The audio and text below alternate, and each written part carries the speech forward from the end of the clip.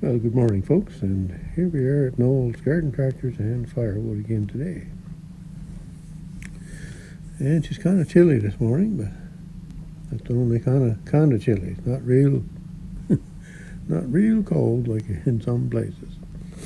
Anyway, I'm going to do a little bit of the weather here in a minute, and a little quick view of what I'm going to try and get at today. And yesterday it was kind of strange that right out in the middle of the driveway there, just by the back of the truck, over in the middle of the driveway, was a robin.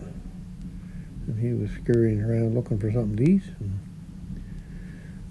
not too often to see a robin at this time of year, but we have had them over the years, but that they stayed all winter. But usually, years ago, they would be all gone south.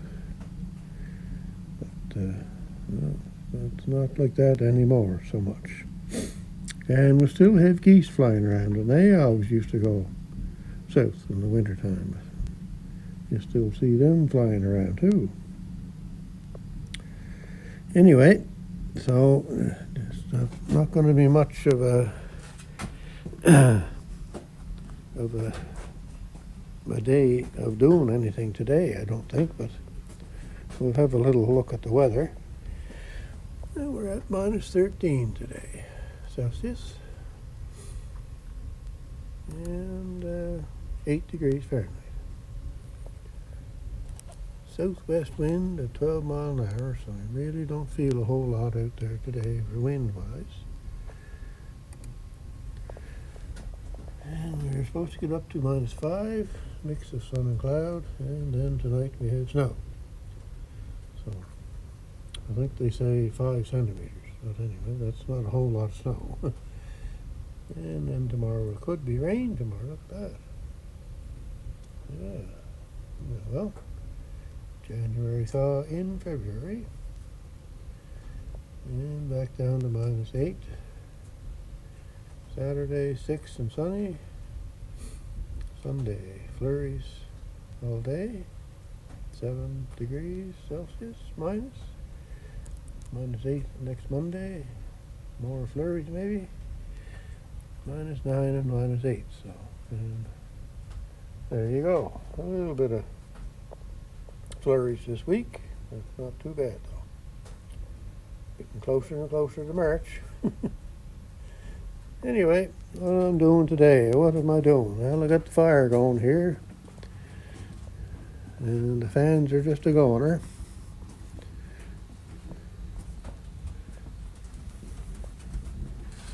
Flag is going. It's surprising how much air that little fan puts out, that little black fellow there. It's just a goner.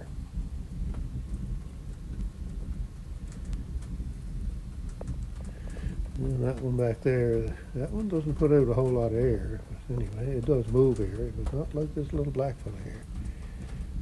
Anyway, so yeah, what am I doing today? Well, I'll get back to you just a little bit later, I guess, but I did do a little bit of work to the John Deere. I got another battery for it, and it didn't quite fit the way I wanted it to. The engine on it wouldn't go down all the way, so I had to do some modifications to the battery. And I did take that little piece of stuff there. So we'll have a quick look at that a little later.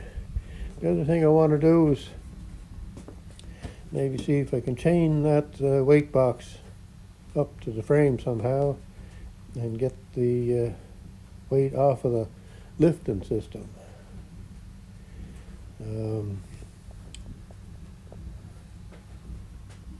When I lift the blower up, it's still hooked to this rear sleeve hitch here, so it's also lifting this weight here. So it's lifting a lot of weight. Yeah, sorry about that. I had a little interruption there. Anyway, I'd like to get the weight off of the lifting system on the Kablewies, so I'll see if I can chain that up somewhere. And we'll go over that a little bit later too, probably. So anyway, that's going to be it for now, and So we're gonna, maybe I said this week I'd get at the case, but probably it's gonna be next week. Holy cats, isn't that something? Anyway, so I do have to fix that pulley on that tractor, and I do have to get back at putting bearings in the spindles, the two outer blade spindles on the case mowing deck. So more stuff to do. All right, so we're kind of back at the John Deere here, and I replaced this battery. This old battery's been in that John Deere for a million years. And I don't think it's really up to par, really. So I got looking for another battery, and my son normally can kind of find batteries, so he gets them from his work, the ones that were changed under warranty, I guess, or something. Anyway, he seems to be able to find them. So anyway, this battery I got, it's an AGM battery. And even though it's smaller than that one, the engine on it wouldn't fit down all the way. It would only go down about that far. Normally down that far. So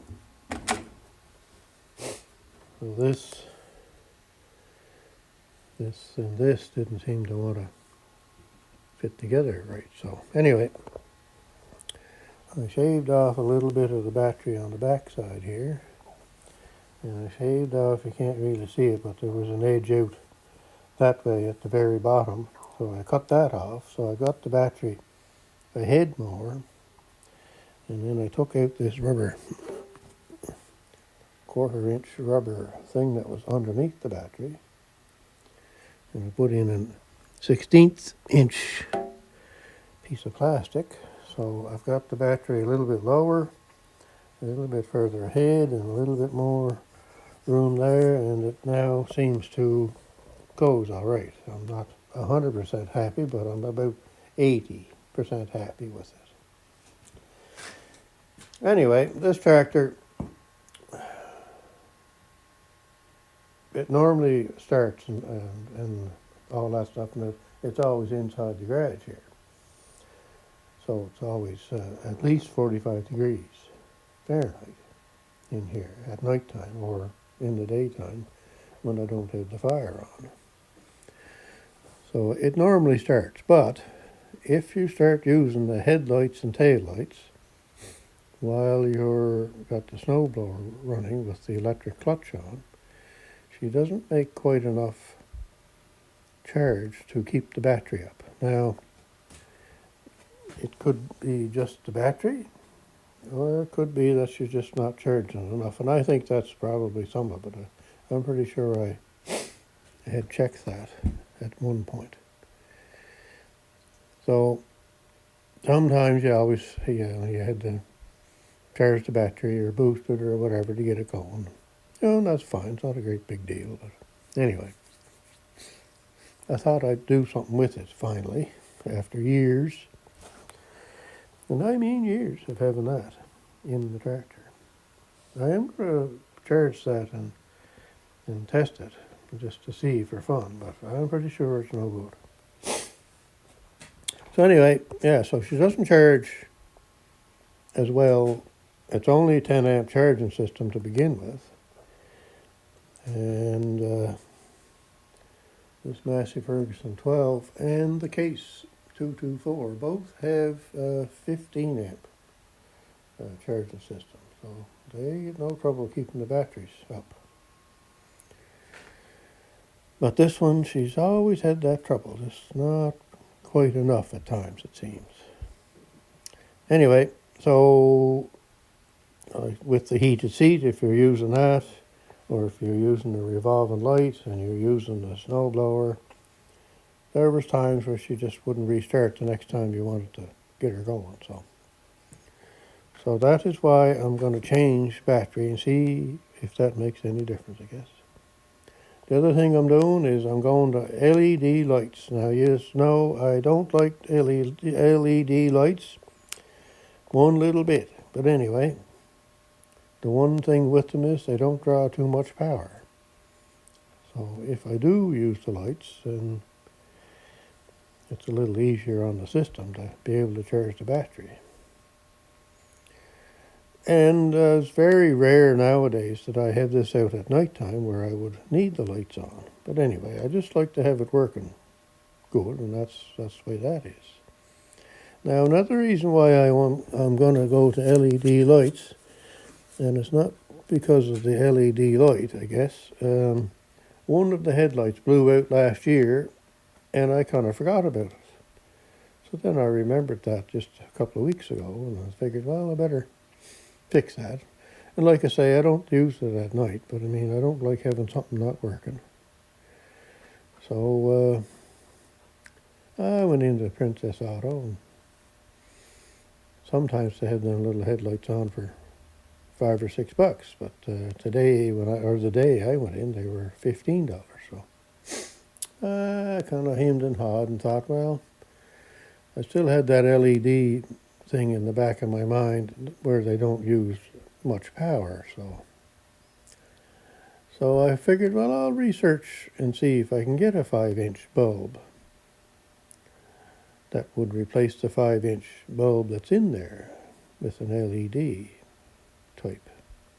And sure enough, there is. So the son has got them coming, I think, from Mr. Amazon. So then I thought, well, we'll change the back bulbs too to LED, and we have a whole bag full of those 194 LED bulbs that we got there for Kablewies. So there's lots of bulbs, but I got one lens off here the other day, and of course it's an 1893 bulb, which is just a mini version of an 1156. It kind of goes in the same way. It's got the bulb part is the same size as a 194 bulb, but the way you put it in is the same as an 1156 bulb. So there you go. So now we'll have to get 2 other different bulbs, I guess, for the back. Anyway, that's what's going to come up here on the John Deere here soon, maybe. Now, getting the headlights out of this tractor is going to be quite an undertaking too, because of the way the engine mount opens. You can't even see the headlights hardly. There they are. So how do you work at that? So it kind of looks like I got to take the engine mounted off, which I really don't want to do, because you know what that means. Something is going to go wrong, for me anyway. Whenever I try and do extra things, something goes wrong. And if I had left it alone, it wouldn't have went wrong. But anyway, I do want to change that headlight so I have everything working. So that's what's going to go on here at some point. And I do have the service manual for this tractor, so I'm going to look in that and just see what it says about changing the headlights and what you have to do. Because the service manual for this tractor, I'm telling you, it is just unreal. It covers everything in this tractor. And just an example, the cigarette lighter stopped working one day, and I couldn't find out why, so I looked in the manual. There they had a section on the cigarette lighter. So in the back of the cigarette lighter, can't really see it here, but in the back, it's down in here where the cigarette lighter is, in there. In the back of the case of the cigarette lighter, there's a small little hole. You take a stiff little wire, go in through the hole, and go click, and your cigarette lighter will start to work again. It's got a built-in circuit breaker right in the cigarette lighter. So how would you ever know that if you didn't have the manual? Anyway, the manual is, it covers everything in this tractor. So I'm going to have a look and see what's what with the change in the headlight bulbs. It might have a better way to do it. I don't know. So there, that's going to be it for that. For now, I'll get back to you with something else here today as time goes on.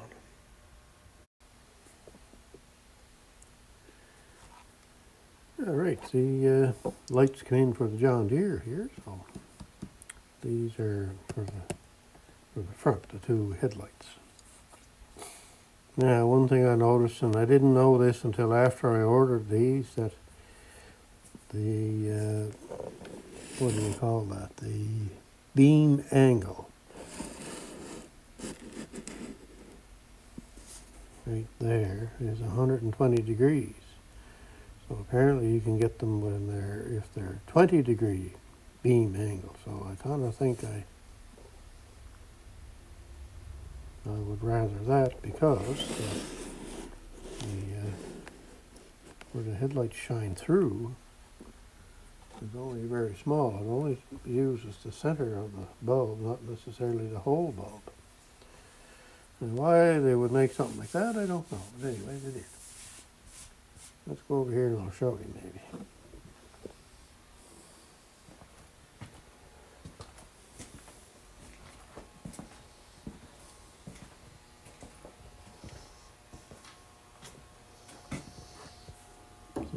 So that's the headlights there. Now it's the same bulb that's in the Massey Ferguson 12 here. Look at the size difference. So you're only getting pretty well the whole outside inch of the light isn't used.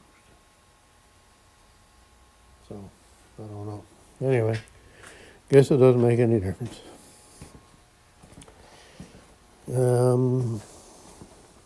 Yeah, like I say, I didn't know that until after I ordered them.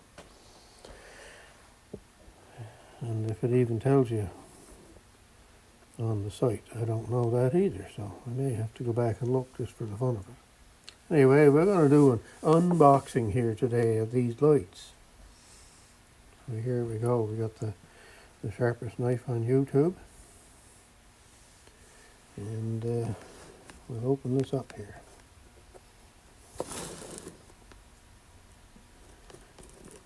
I always take the knife away from you. Never pull the knife towards you.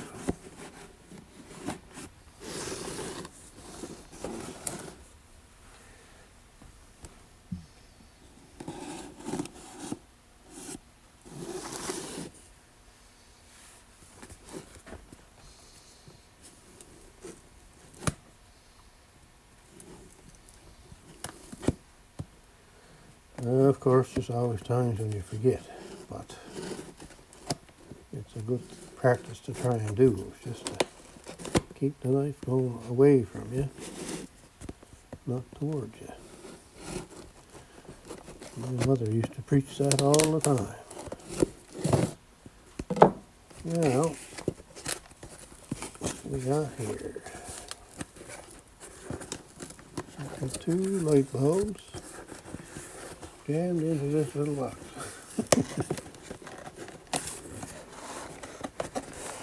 There, look at that.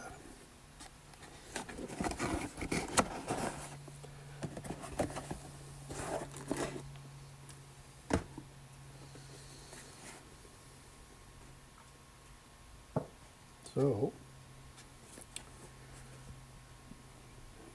yeah.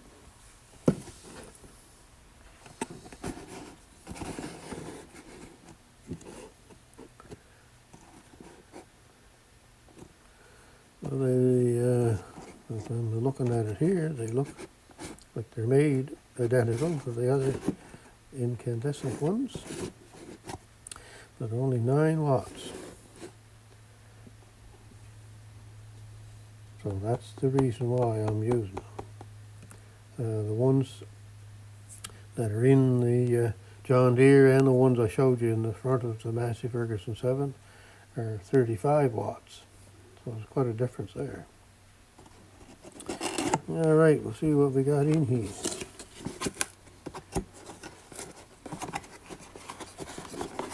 All packaged up.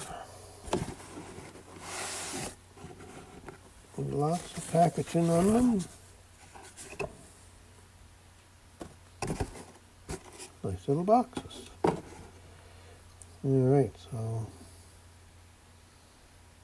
those are AC and DC 12 volt. That's kind of different. Anyway, there we are. That's what they look like. And they do have the lens that I kind of wanted. It's kind of the old look. Now, supposedly these lights are more of a yellow cast than the bright white cast, which is also what I wanted. But the only thing is I don't know about the angle.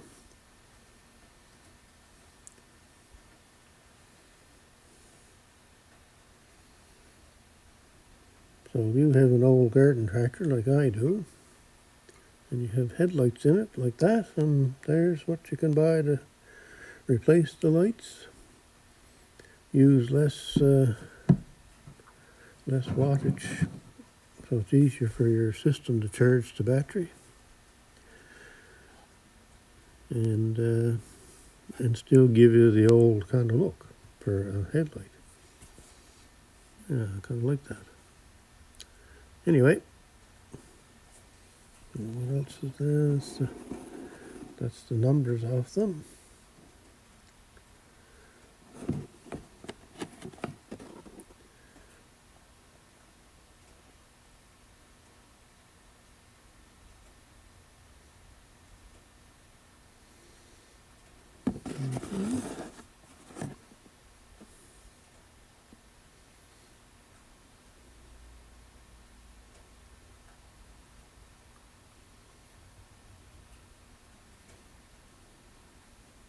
$50-watt halogen.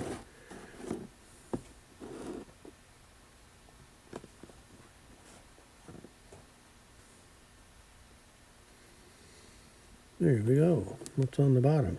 Nothing on the bottom. All right, so there we go. We'll get them in the John Deere someday. I gotta look in the manual to see what I've got to do to get them bulbs out. All right, we'll get back to you a bit later.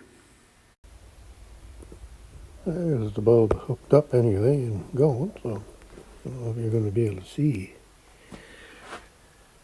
anything or not, but yeah, there you go. You can see all the little LED things in there, I guess is what they are.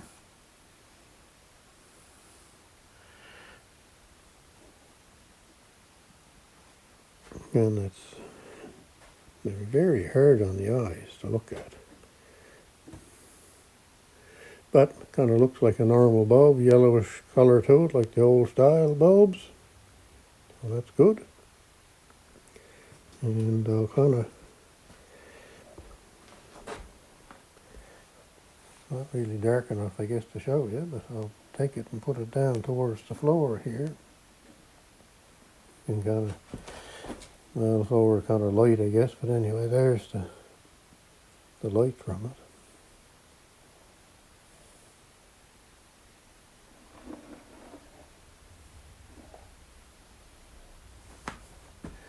You can see over on the wall over there if it does anything or not. Not a whole lot.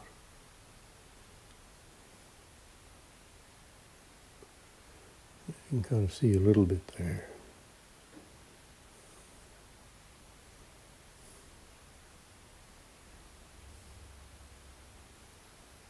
Yeah, it would definitely be better in the dark to show you, I suppose. But anyway, that's what they look like. That's good for me. And I'm not sure about the degrees, whether that'll make any difference or not. Like I say, these ones are 120 degrees and the other ones I think were 20, so I don't know what the difference would really be. So Anyway, there we go. There's some more stuff for you.